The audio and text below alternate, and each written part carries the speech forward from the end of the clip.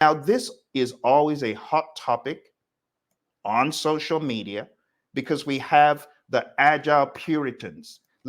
Let's talk about the agile Puritans for a second. The agile Puritans are those who think project management is useless. Hey, let's speak to you, project management bashers. You know, there's some people who think project management is, what is that? Why isn't everyone agile? That mindset and behavior is actually not agile, because agile is able to adapt and morph as the situation demands. For example, one of my buddies, Colin, he does all these big old schedules, and he said, Phil, for a nuclear plant shutdown, this is probably one you want to do with a predictive mindset. You want to plan everything down to the last 15 seconds. And I could absolutely understand what Colin was saying, because agile is not for every single project in the framework.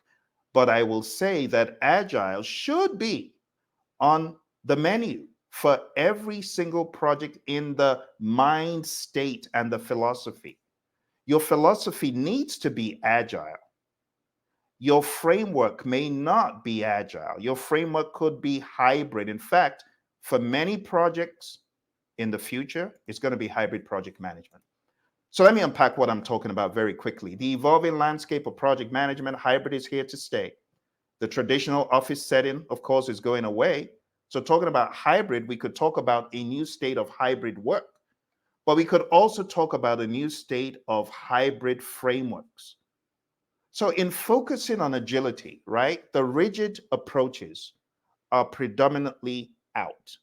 We want people to embrace agile frameworks like Scrum or Kanban and incorporate that into their traditional frameworks as well. Bill, That can I is what kindly the future interrupt you is. and Go for ask it. a question? Um, since AI has been drilled into our brains, due to social media, you turn on the TV, you go on YouTube, you go on TikTok, any social platform. Can you dive a little deeper about the what is meant by hybrid? Are we also talking about automation within that environment in Great project management? question. Thank you, Daryl. And I want to say a big shout out to my buddy Hector. Hector, good to see you. I've been seeing the good work you've been doing in your PMI chapter. Just keep on doing that great work. And I think my buddy Lee Lambert, is going to be featuring hopefully in the future with you guys. Very good.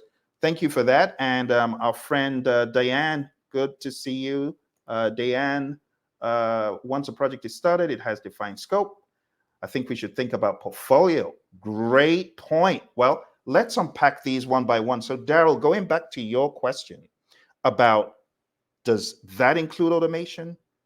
Now, talking about frameworks and hybrid frameworks, automation is already on the menu for every framework.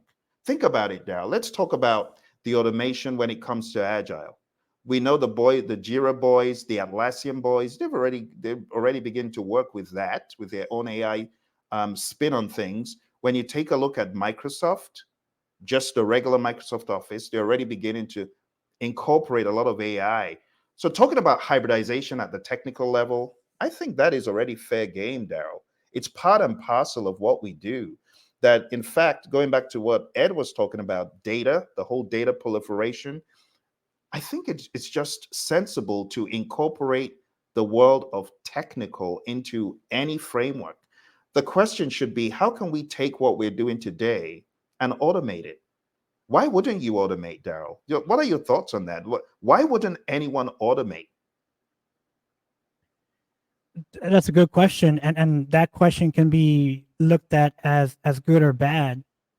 Starting with the bad, it can take away jobs, like the junior project schedulers, the junior project controllers, even the junior project managers.